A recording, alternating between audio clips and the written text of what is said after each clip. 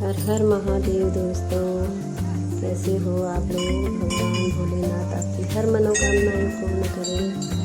आज हम लोग आए हैं मानव सिद्ध मंदिर, पता है देहरादून से बड़ा वाला, इसमें पता है यहाँ का नाम पता है ये देहरादून में 4 सिद्धपीठ है और इनमें से सबसे छोटे भाई माने जाते हैं मांडू सिद्धपीठ। इन्होंने भी भगवान शिव की आराधना की थी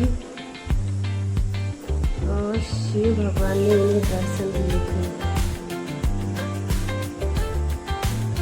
और इन्होंने भगवान शिव से मोक्ष की प्राप्ति मांगी और इनको मोक्ष की प्राप्ति हुई और तब से इनको यहाँ पे शिव के रूप में माना जाता है, पूजा जाता है।